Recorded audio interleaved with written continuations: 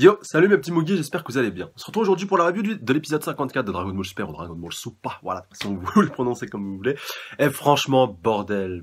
mais quelle beauté, mais quel magnifique épisode, franchement, voilà, celui-là il restera dans les annales parce que c'était beau voilà, de bout du début jusqu'à la fin, et punaise, le cliffhanger à la fin, mais punaise, j'en reviens encore pas, punaise, comment c'était ouf. Bon là, c'est peut-être c'est peut-être un petit peu du bullshit, même si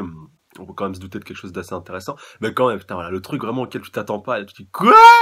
Qu'est-ce que ça fout là, ça et tout? Et voilà, franchement, ça m'a vraiment tué. Franchement, je me repasse la scène en boucle, mais elle me tue à chaque fois. Bref, on y reviendra de toute façon un petit peu après. Donc, on démarre directement parce qu'on a eu quand même un épisode assez chargé, pardon. Donc voilà, pour ceux qui ont vu Mario de Naruto Shippuden, là, le script, il est 2 voire 3 fois plus long, voilà, comparé au dernier épisode. Non pas que le dernier épisode de Naruto était mauvais, c'est pas ça, mais c'est juste que voilà, c'était même si on reprenait la trame principale, bah ça bougeait pas tant que ça, mais bon, les prochains épisodes seront meilleurs, là, je vous rassure. Donc pour cet épisode 51 de Dragon Ball Super qui était vraiment excellent, là, j'ai vu la prévue du prochain qui annonce là aussi du très lourd, attention, voilà, pas de spoil, et aussi, pardon, je sais que les titres des prochains épisodes ont fuité, donc merci de ne pas spoiler dans les commentaires, voilà, merci de pas en parler, ou alors si vous voulez en parler, vous mettez, comme je vous le dis à chaque fois, de toute façon, un gros spoil au début de votre commentaire, et puis voilà, ça de suite comme ça, moi, ça permet à 3 personnes qui ont envie de parler de choses un petit peu spoilantes, et ben au moins voilà, vous pourrez un petit peu vous retrouver entre vous, et ça évitera, bah voilà, des gens comme moi de pas, voilà, ceux qui veulent un petit peu se garder un minimum de suspense, de pas se faire spoiler tout simplement. Voilà, parce que je pense quand même que le twist de la fin, vous l'êtes, vous l'êtes un peu fait spoiler par le titre du prochain épisode, ouais, c'est un petit peu dommage pour vous, dommage. Mais bon, voilà, c'est ça, qu'est-ce que vous voulez, c'est ça que, c'est le prix à payer quand tu veux te faire spoiler. Bref, alors, donc comme je vous dis, on démarre directement avec avec un petit peu l'entraînement de Mirai Trunks, donc voilà, avec un nouveau, comment on pourrait qualifier ça, un nouvel aspect voilà, par rapport au combat dans Dragon Ball, où on avait les combats de type Dragon Ballesque, avec voilà des grosses explosions, tout ce que vous voulez, des trucs assez puissants, voilà, qui a un petit peu le cœur et l'essence même du manga. Mais là, on a eu quelque chose de beaucoup plus subtil, c'est-à-dire un combat par visualisation ou virtualisation, comme le dit justement la bande à Pilaf, voilà, pour moi les deux termes sont possibles. Alors en fait, comme on l'a vu avec Mirai Trunks, tout simplement, voilà, alors je sais pas s'il faut tout le temps qu'il soit au-dessus de l'eau pour pouvoir arriver à le faire, non, de toute façon, Mai, elle aussi, elle essaie un petit peu de le faire. Alors, je sais pas si elle est juste en train de rêver ou est-ce qu'elle arrive vraiment à le faire. Mais en tout cas, pour Mirai Trunks, s'il arrive à le maîtriser, en tout cas, ce type d'entraînement à un niveau tel, qu'à un moment donné, vous avez bien vu, quand il est en train de visualiser, il va se concentrer à mort, putain, faut que je me fasse Black et tout, à la limite, il est en train de le combattre dans son esprit. À un moment donné, il voit qu'il se fait trancher par Black, il crache du sang. Voilà, il se fait blesser, si vous voulez, un petit peu virtuellement dans sa conscience, voilà, on va dire un petit peu concrètement, même si c'est un petit peu abstrait de dire concrètement par rapport à ce genre de choses, mais l'entraînement est tellement intense, est tellement poussé, il y a un Trunks, il a tellement un niveau élevé, enfin voilà, il a tellement un niveau avancé par rapport à ce type d'entraînement, qu'il en arrive carrément à cracher du sang. Vous vous rendez compte quand même à quel point, voilà, c'est quand même un certain level, voilà, pour pouvoir arriver à subir les dégâts d'un entraînement que tu es en train de te faire, d'une prévisualisation, d'une visualisation, voire même d'une virtualisation d'un combat, voilà, hypothétique, putain, t'en craches carrément du sang, parce que voilà, tu te fais battre. Ça, franchement, voilà, ça peut paraître anodin, voilà, j'aurais peut-être pensé que c'était juste de l'entraînement, voilà, juste il est en train de visualiser, voilà, il est en train de se préparer psychologiquement, mais dès que j'ai vu la goutte de sang cracher, cracher par Mirai Trunks, là, tu te dis que ça atteint un tout autre niveau. À moins que, voilà, que je spécule vraiment à mort et que ce soit juste, voilà, des restes, des séquelles de son combat contre Black et que du coup, voilà, il est craché un petit peu de sang, en fait, à ce moment-là, en revivant ces moments douloureux. Ça aussi, c'est possible, voilà, c'est important aussi de le mettre en avant, mais quand même, enfin voilà, ça m'a un petit peu mis le doute, et d'ailleurs, j'attends vos avis, puis vos réactions dans les commentaires. Est-ce que pour vous, c'est juste, voilà, on va dire un petit peu une blessure de guerre qui s'est réveillée avec cette visualisation de Black une nouvelle fois, puis de son combat contre lui, ou alors est-ce que vraiment, il était vraiment à fond dans son truc, et que le fait qu'il ait pris un coup, voilà, un petit peu à la carotide, bon voilà, il s'est pas fait trancher la gorge non plus, heureusement, mais quand même, voilà, là où dans l'entraînement, il se fait trancher, il perd du sang, il crache quand même un petit peu de sang juste après, en IRL, voilà, c'était juste pour aborder ce point-là. En parallèle de ça, on va retourner un petit peu sur Bulma qui est en train de, voilà, Bulma et puis son petit papounet qui sont un petit peu en train de continuer, enfin de finir de préparer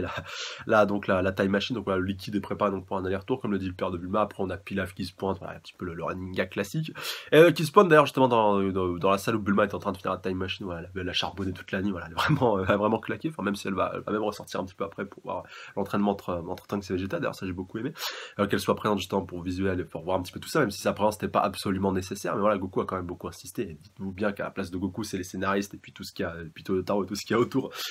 qui voulaient vraiment la mettre un petit peu en avant. Peut-être que ce sera plus expliqué dans les prochains épisodes ou dans le manga, on verra bien, parce que oui, lisez le manga, d'ailleurs, avec le chapitre qui est sorti la semaine dernière, car le traitement est un petit peu différent.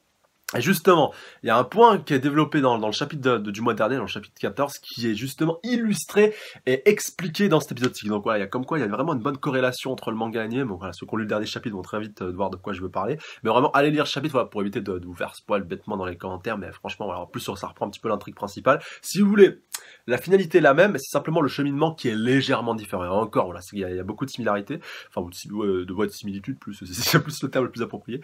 Et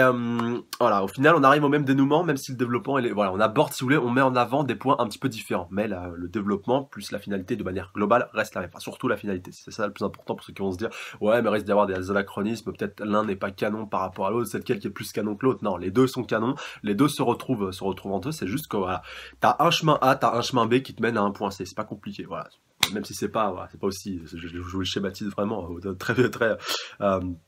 très simplement, mais c'est un peu plus complexe que ça, bien entendu. Mais rien bien de faux folichon, et au final, on arrive toujours à retomber sur nos pattes. Donc, comme je vous disais pour Pilaf, donc voilà, il se pointe avec Bulma, donc il est en train de terminer de préparer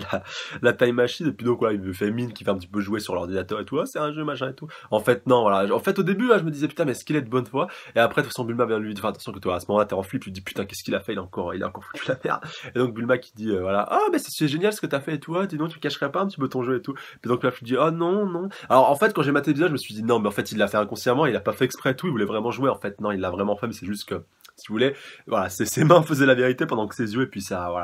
voix mentait, était en train de mentir, puis disait exactement l'opposé de ce qu'il était vraiment en train de faire. Donc, ouais, pas mal quand même, Pilaf, et puis donc, il a quand même apporté sa petite pierre à l'édifice par rapport tout simplement au retour de Mirai Trunks dans le futur et en vue de la future affrontement de Black. Donc voilà, pour ceux qui aiment bien la bande à Pilaf, et ben voilà, là au moins je pense que vous avez été satisfait par rapport à ce point-là. Et donc juste après, encore une fois, avec le reste donc de sa bande, on rentre un petit peu de parler de l'entraînement de Mirai Trunks, puis donc Mike a envie un petit peu de faire de même. Et j'ai beaucoup aimé, alors ça franchement très bon choix scénaristique de remettre la scène justement de Mirai Mike quand elle se fait entre guillemets un petit peu pseudo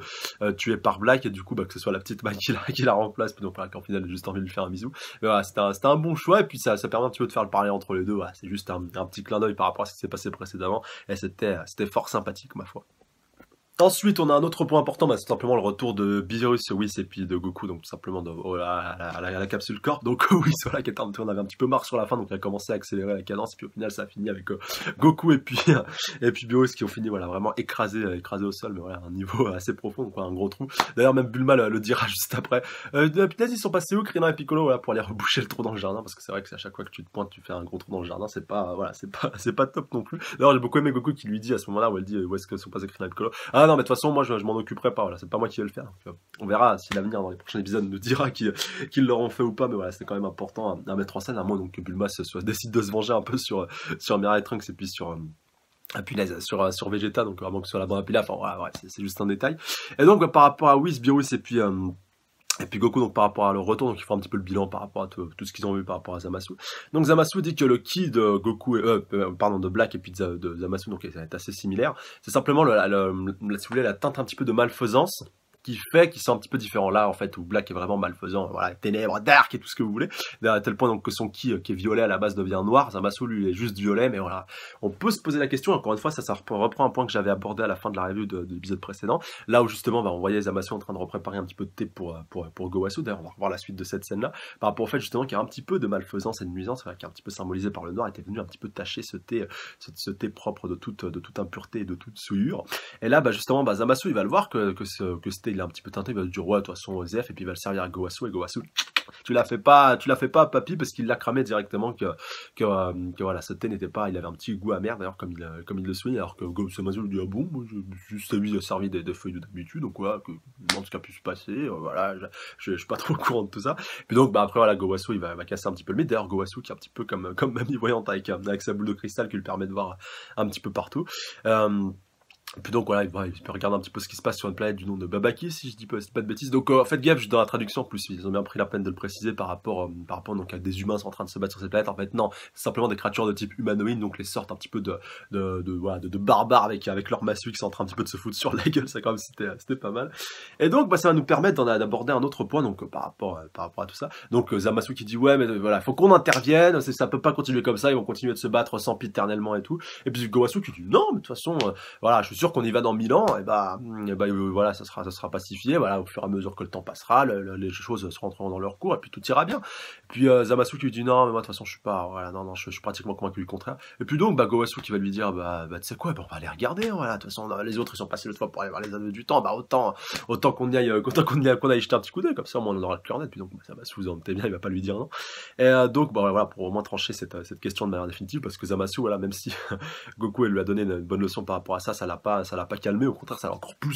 ça lui a donné encore plus envie de surenchérir par rapport à ça. Et au moins, juste après, ça va nous permettre directement de voir la salle simplement où sont enfermées les diverses choses, je pense, des Kaioshin de l'univers 10, enfin du Kaioshin principal de l'univers 10. Enfin, à part ce, non, je crois pas que ce soit le Daikaioshin, mais bon, bref, vous en foutez. Ça doit sûrement être un du nord, du sud, de l'est et de l'ouest, mais voilà, bien entendu, ils ont pas voulu nous le préciser, peut-être que ça arrivera avec un databook, on verra bien. Mais en tout cas, ce que j'ai beaucoup aimé avec cette pièce là, donc juste avant qu'il récupère la boîte, vous avez vu donc voilà tous les petits tiroirs qui sont un petit peu partout, et je me demande voilà un petit peu ce qu'il y a à l'intérieur, parce que s'il y a quoi, il peut y avoir donc un petit peu de tout et n'importe quoi, mais tu voilà, ça peut vraiment être, ça peut offrir beaucoup de possibilités par rapport à la suite au niveau des artefacts, au niveau des objets qui te permettent de faire tel ou tel truc. Et du coup voilà, j'aurais beaucoup aimé de voir un petit peu ce que c'est, ou alors c'est juste tout simplement un choix scénaristique pour mettre en avant la boîte avec les anneaux du temps, mais voilà, ça m'a quand même un petit peu piqué puis éveillé légèrement ma curiosité. D'ailleurs, donnez-moi vos avis dans les commentaires par rapport à ce point. Et après, tout simplement. Alors là, ça a été le point. Enfin ouais, avec quand même ça joue avec un autre point de l'épisode. Ça a été un des points que j'ai le plus surkiffé parce qu'on a eu une putain de grosse révélation par rapport au moment où tu vois donc Gowasu qui ouvre la boîte des anneaux du temps. Donc l'anneau argenté, c'est le même que Black, on va dire, c'est l'anneau, c'est l'anneau un petit peu principal de la timeline telle qu'on la connaît, donc du monde de Goku avec tout ce qui s'est passé. Voilà, jusqu'à maintenant vous suivez. Et les 4 anneaux verts, là où certains m'avaient dit ouais, mais c'est sûrement les punaises.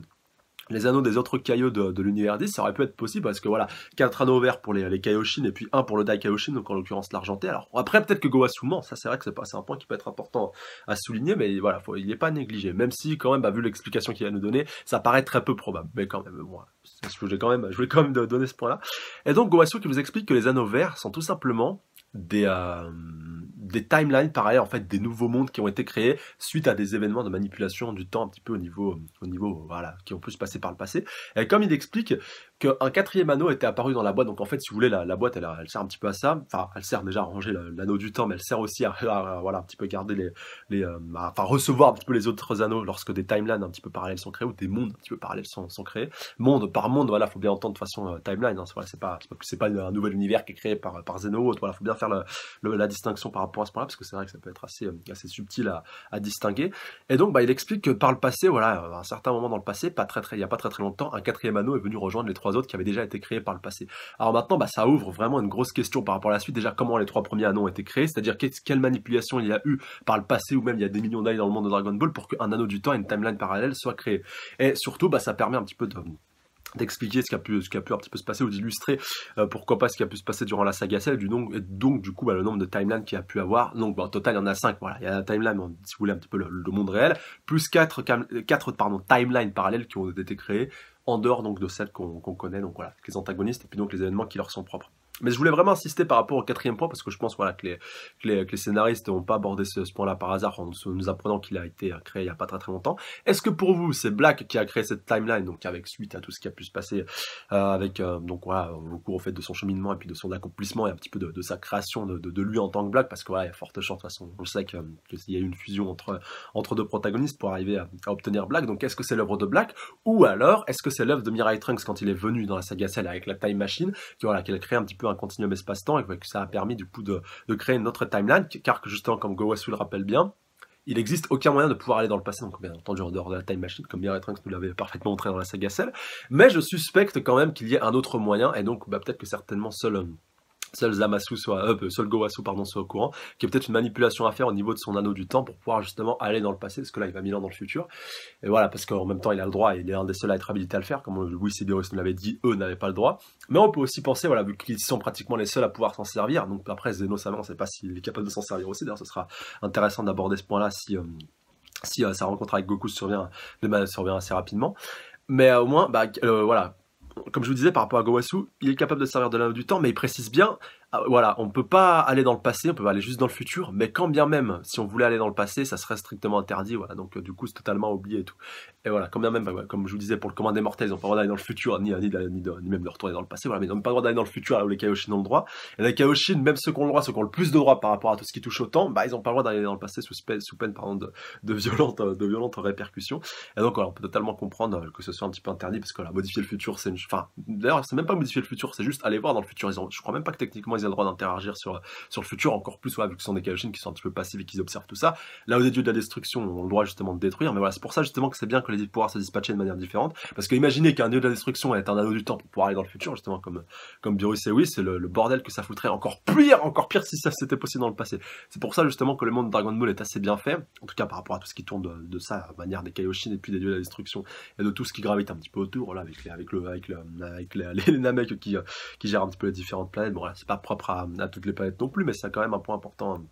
à aborder, un point qui a été assez bien travaillé. Mais voilà, je voulais quand même aborder ce point-là avec vous. Et après, bah, tout simplement, va survenir voilà, un petit peu le gros twist et puis le gros cliffhanger par rapport à Black, bah, tout simplement la Potaras et puis le fait que justement, bah, on apprenne que les Potaras de notre cher Gowasu sont celles de Kaioshin, et que voilà, bah, quand on sait que justement Zamasu, pardon, est encore un Kaioshin en apprentissage, c'est pour ça qu'il y a des Potaras orange, mais il va régler un petit peu ce problème et je lui dis, ah voilà, j'ai pas trop le droit, mais voilà, tiens, prends une petite Potaras verte. D'ailleurs, voilà, j'ai beaucoup aimé voilà, vraiment, les scénaristes, ils se foutent de notre gueule, mais d'une puissance vraiment cosmique, parce que voilà, c'est pas aussi je suis sûr que c'est pas aussi simple que ça, que le fait que Zamasu, du coup, a été dans le futur, a vu que ça se calmerait pas, du coup, il va peut-être fusionner avec Gowasu. D'ailleurs, en plus, Gowasu lui dit, est-ce que tu voudrais fusionner avec moi et tout, donc voilà, c'est pas impossible. Mais que du coup,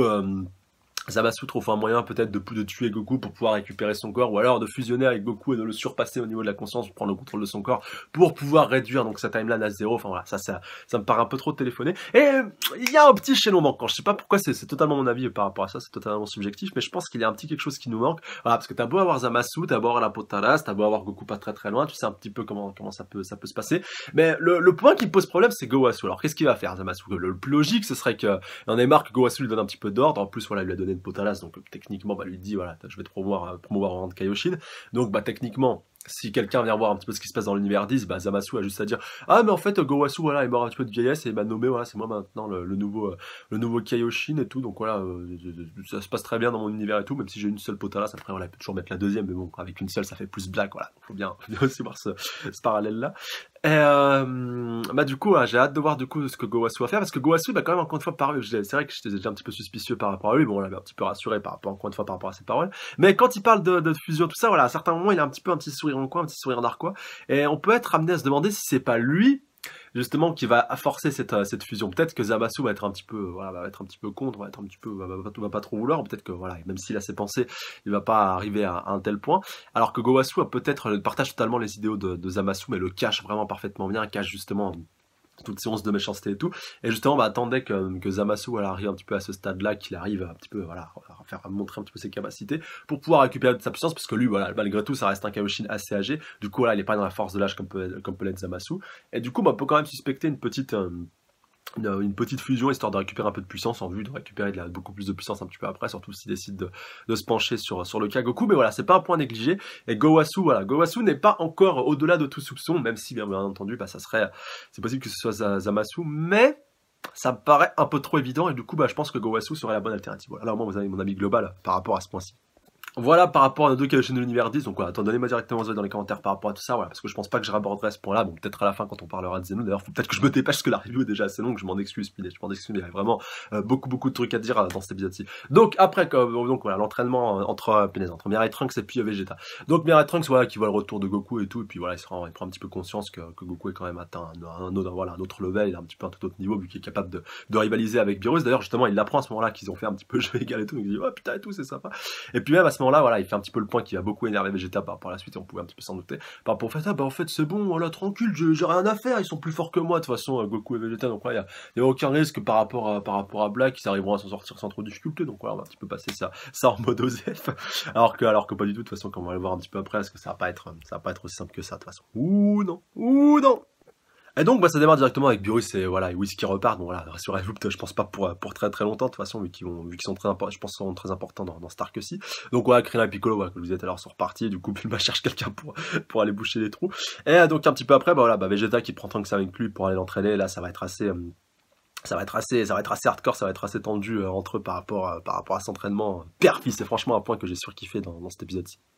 Et donc ça démarre directement bah, avec un Vegeta très dur, voilà, très dur avec son fils, très rigoureux, donc en même temps c'est un petit peu normal vu qu'il a envie qu'il prenne un petit peu son héritage, voilà, c'est mon fils, ma bataille. Punaise, excusez-moi, voilà. Là, je vous ai ressorti quand même du bon vieux disque des familles, voilà, de la bonne vieille chanson, mais allez écoutez du Balavoine, je vous jure, il était en avance sur son temps, il avait raison sur pas mal de trucs, et c'était quand même un très bon chanteur, enfin voilà, et puis même un homme très bon vu tout ce qu'il faisait en dehors de tout ça. Bref, voilà, c'était la petite parenthèse musicale, et donc bah, pour reprendre ce combat avec donc voilà, cet entraînement entre Vegeta et puis notre cher Mirai Trunks, donc voilà, qui se rappelle un petit peu de son entraînement dans la salle de l'esprit du temps. D'ailleurs, ça j'ai beaucoup aimé, mais si ça a été, ils ont pas pris des images d'archives, ce coup-ci, ils ont un petit peu remis un petit peu au goût du jour avec Mirai Trunks avec sa coupe, la coupe qu'il avait un petit peu à l'époque, donc voilà, un petit peu normal avec les cheveux qui avaient poussé puis qu'il était un petit peu obligé d'attacher. Voilà, pas comme certains,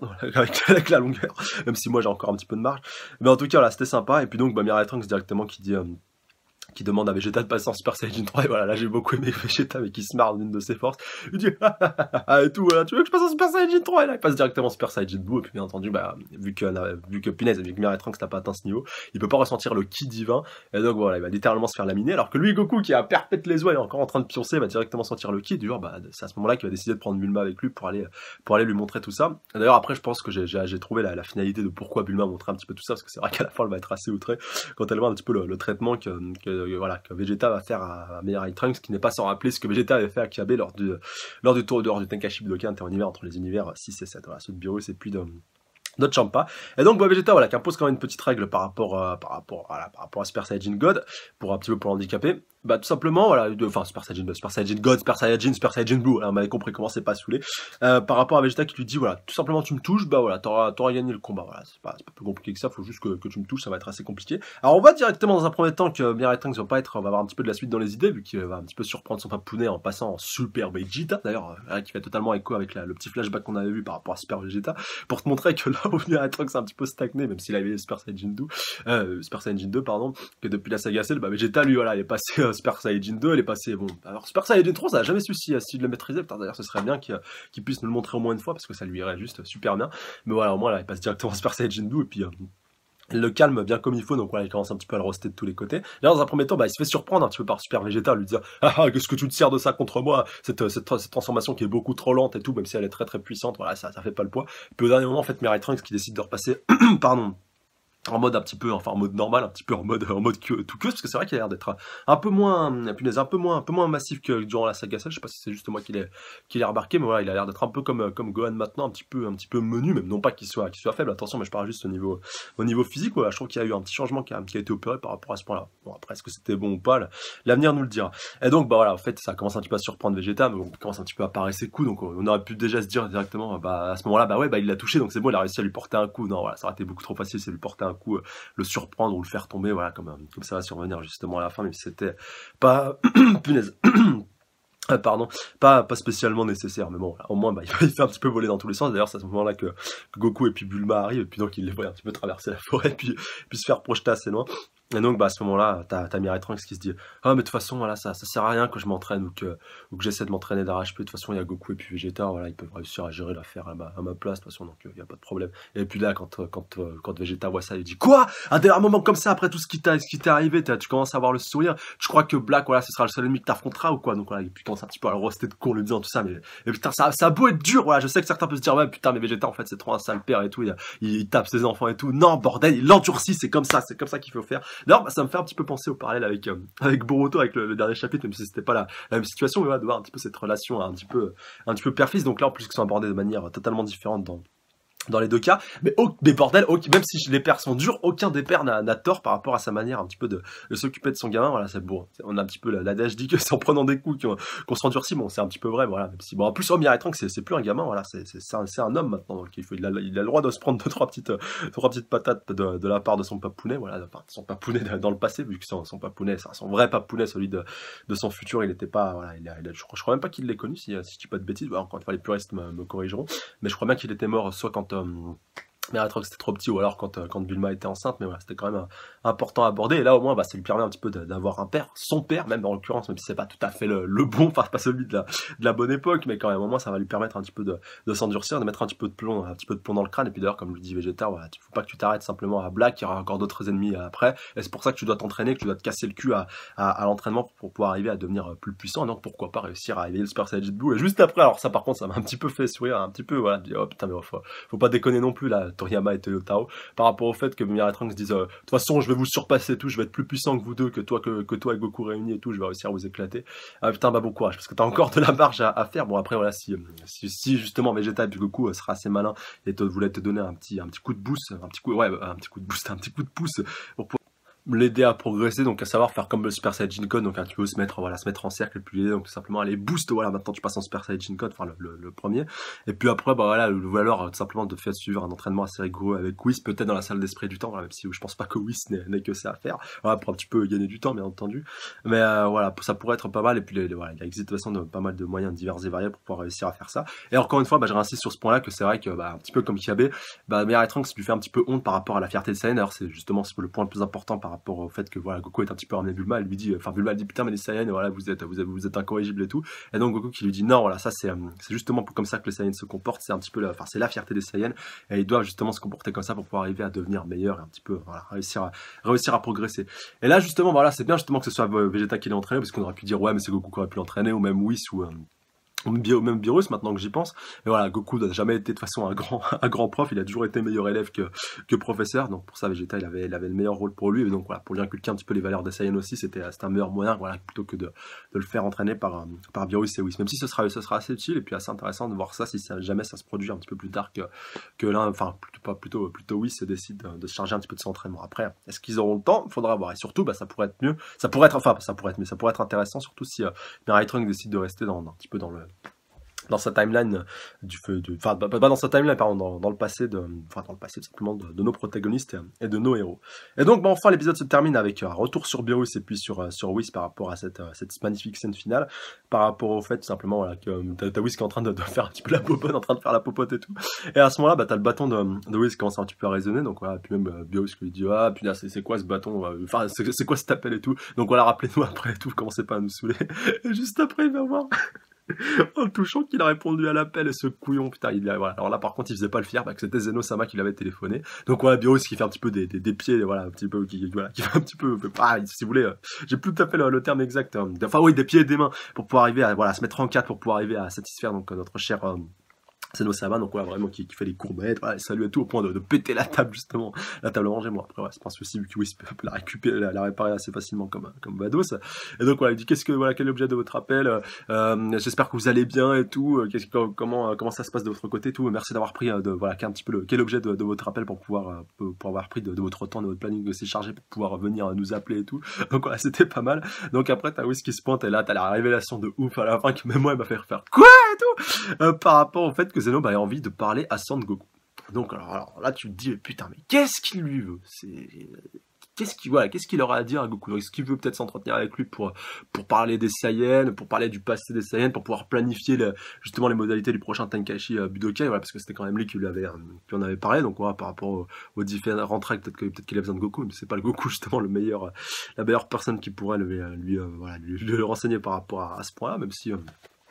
Goku, voilà, je pense qu'il connaît un petit peu les règles, voilà, j'ose espérer, après avoir participé à tant de tournois, mais au moins, voilà, on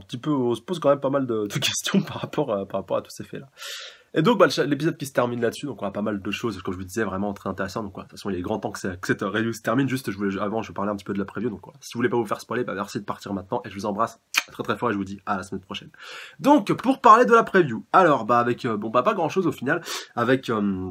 donc bah en fait directement la rencontre avec Zeno-sama qui va se réunir directement au prochain épisode, donc ouais, ça aussi ça va s'annoncer très prometteur. Parmi donc les images de la preview, donc pas grand chose non plus, à part que Goku va repasser sur la planète des Kaioshin. Et un point important là juste que j'ai souligné, voilà, pour la petite anecdote par rapport au Potaras, bah en fait donc le vieux Kaioshin et puis même le Kaioshin actuel, je crois que c'est le Kaioshin du Nord si je dis pas de bêtises, ou le Kaioshin de l'Est, voilà, je confonds tout le temps. Donc le petit tout simplement qui a séparé avec son, puis je me rappelle jamais du nom de son collègue, voilà, encore une fois, mais à culpa, par rapport au fait que donc voilà, bah, vu qu'ils sont des Kaioshin confirmés, possèdent donc des Potalas de couleur orange, et donc que la couleur varie d'un univers à l'autre. Pareil pour l'univers 6, donc celui de Champa, ils avaient aussi des Potalas vertes. Et donc là pour l'univers 10, c'est confirmé que les Kaioshin, donc confirmé et puis en fonction, ont des Potalas vertes, là où d'autres justement auraient des Potalas orange. Mais bon, de toute façon, on s'en fout pour notre univers ado, vu qu'eux, ils ont des Potalas de couleur jaune. Voilà, je pense que c'était quand même important de souligner, puis d'aborder ce petit point-là. Et donc ce coup-ci, voilà, pour la preview qui se termine là-dessus, donc pas grand chose, et puis donc ça s'annonce très prometteur, et puis cette rencontre avec Zeno-sama. Et puis on voit aussi donc une petite fille un petit peu donc voilà, de la race des Kaioshin, donc très certainement qui va permettre de ramener Goku pour lui faire un petit peu sa rencontre avec Zeno-sama. Voilà, de toute façon comment on le voit un petit peu après. En tout cas voilà, c'est ce que j'ai un petit peu déduit de cette preview. En tout cas voilà, cet épisode était fort plaisant, la suite s'annonce vraiment encore une fois plus passionnante et vraiment très très kiffante. Voilà, vraiment hâte de voir tout ça encore une fois un petit peu plus tard. En tout cas voilà, un épisode qui a sûrement dû ravir les grands fans, un petit peu déjà pour enrichir un petit peu le background de Dragon Ball, donc que ce soit cet entraînement par visualisation, plus donc ce qu'on a appris par rapport au timeline parallèle, par rapport justement aux 4 anneaux du temps qui ont été créés de manière supplémentaire par rapport par rapport au timeline parallèle. Mais je pense d'ailleurs, voilà, pour expliquer l'existence de ces anneaux, je pense qu'ils permettent justement de voyager dans ces mondes parallèles, donc ça pourrait être assez intéressant. Hop, allez, je gratte un petit anneau vert pour aller voir justement les timelines parallèles qui ont été créés, puis voir un petit peu comment ça se passe dans ces différentes timelines. Voilà, ça pourrait être vraiment un point très intéressant à développer par rapport à la suite. Et justement, on se demande par rapport à ces anneaux du temps, est-ce que ça concerne tous les univers, enfin voilà, est-ce que ça concerne l'univers, ou alors juste l'univer 10 où s'est passé donc des choses qui ont permis que ça se produise comme ça. C'est-à-dire, est-ce que dans l'univers 6, l'univers 7, donc celui qu'on connaît, combien d'anneaux du temps ont été créés? Peut-être justement que ce point-là pourrait être développé dans le prochain épisode, vu qu'on va passer sur la planète des Kaioshin, donc il faudra peut-être aborder ce point-là. Et c'est vrai que voilà, j'avais pas abordé ce point-là trop en détail dans la review, mais c'est possible justement que ces timelines parallèles aient été créés justement par rapport à l'univers 10 qui a eu que l'univers 10 a 4 timelines parallèles, là justement où un autre univers pourrait avoir tant de timelines parallèles sans voire même en avoir pas du tout. Mais en tout cas, une chose est sûre, pour l'univers 7, c'est sûr qu'il y en a, et peut-être même pour l'univers 6, vu qu'on sait que les univers sont liés. Donc voilà, c'est vraiment ça ouvre encore une fois vraiment beaucoup de possibilités par rapport à la suite. Et justement, par rapport à ces anneaux, le gros est de se poser, est-ce que ça concerne justement un univers ou alors l'intégralité de tous les univers, donc à savoir l'univers 13 qui regroupe, comme vous le savez, tous les autres univers. En tout cas, voilà, ça on pourra aborder ce point-là de manière globale dans les prochains épisodes. J'espère juste en tout cas qu'ils prendront la peine de développer un petit peu tout ça. Mais voilà, là, tout simplement ce qui permettrait de répondre à la question, et justement j'espère qu'on verra ça dans le prochain épisode, de montrer le nombre d'anneaux du temps qu'il y a, de montrer la boîte des anneaux du temps des Kaioshin de l'univers 7. Ça au moins, voilà, ça réglerait tout le problème, et au moins on saurait si ça concerne un seul univers, quand tu vois plusieurs anneaux dans une boîte, ou alors donc tous les univers confondus. Voilà, sachant que tu peux quand même voyager, c'est avec un univers. Pour reprendre justement ce que disait Gowasu, et puis même quand on l'a vu avec Black, et avec cet anneau du temps, tu peux voyager dans le futur, mais je pense que tu peux aussi aller dans un univers, c'est-à-dire comme on a vu tout à l'heure avec Zamasu et puis Gowasu, ils ont voyagé dans l'univers 10 1000 ans après. Rien ne les empêchait, une fois qu'ils étaient 1000 ans après, de se déplacer, voilà, peut-être avec les moyens du bord, de se déplacer dans l'univers 6 ou 7 pour voir un petit peu ce qui se passe, et donc pourquoi pas de tomber sur Black, même si je crois pas que Black soit 1000 ans dans le futur, mais bon, voilà, c'est pas si important que ça, je voulais juste aborder ce point-ci. Et au moins, juste voilà, pour ceux qui se poseraient la question, au moins la planète de cet univers 10 n'a pas été détruite, donc preuve que Black, même 1000 ans après, s'il est encore vivant, n'a pas détruit non plus tous les univers. Donc mais de toute façon, je pense pas que c'était ce qui a été voulu par rapport à cette illustration, c'était juste pour montrer que le conflit durait même 1000 ans après, mais voilà, c'est quand même assez important de montrer tout ça. Allez, ce coup-ci, je vous laisse, je vous embrasse très très fort. Je vous dis dans les commentaires pour qu'on puisse interagir, donnez-moi votre avis global par rapport à ça, par rapport au combat, par rapport aux révélations et tout. Et je vous dis à la semaine prochaine, d'ici la prochaine, de vous, salut à tous. Sayonara.